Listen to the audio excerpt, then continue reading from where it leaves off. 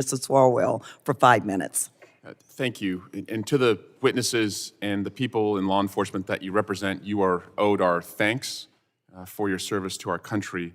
You're not owed the bitter, divisive, cruel, violent rhetoric we heard from our colleague from Louisiana.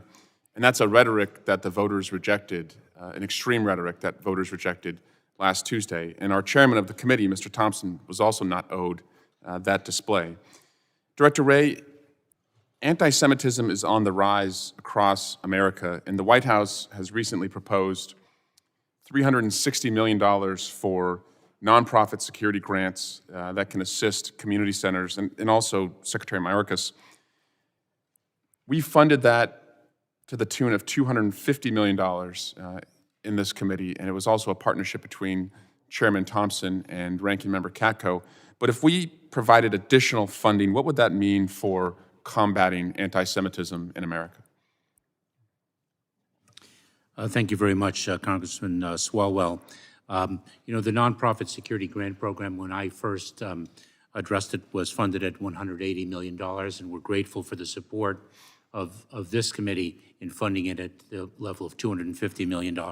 What we would do if that funding increased to $360 million, which we certainly advocate that it does, is enable us to also fund target-rich, resource-poor institutions that are vulnerable to attacks. And that includes places of worship that guard against anti-Semitism.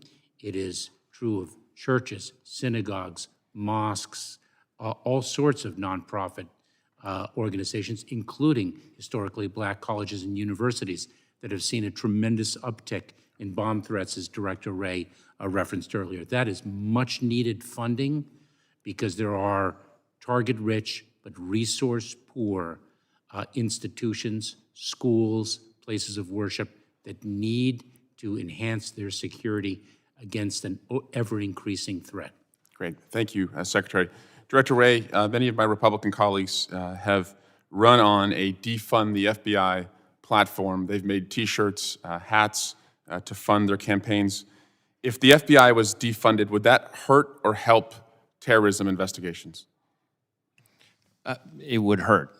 Just in the last several years, the FBI has thwarted terrorist attacks in places like Las Vegas, Tampa, New York, Cleveland, Kansas City, Pittsburgh. And those are just the ones I can think of off the top of my head. And so we need more funding for those efforts, not less. If the FBI was defunded, would that hurt or help child exploitation investigations? It would hurt. We have a very, very active Violent Crimes Against Children program. We are literally arresting thousands of child predators and rescuing hundreds and hundreds of kids.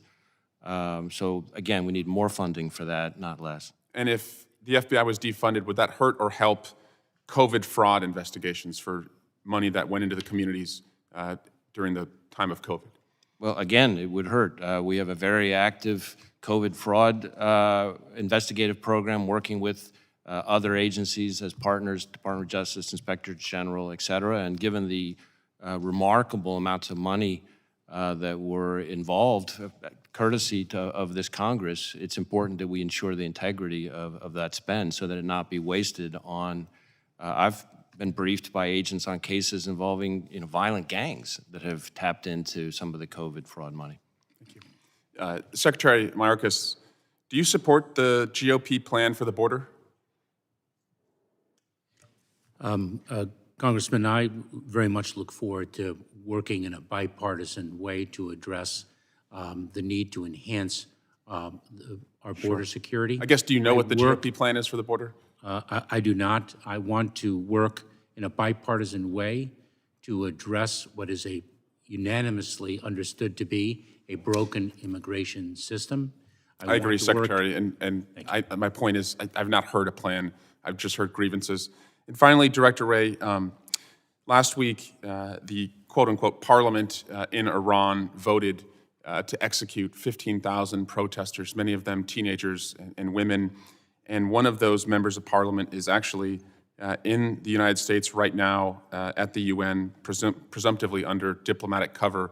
Do we need more resources, or should we reconsider who we allow to come to the United States, after you've voted for such an atrocity? It just really concerns me that people could be enjoying themselves in New York after signing, a death warrant for 15,000 innocent Iranians who just want freedom. Gentleman's time has expired. Director, you can answer the question.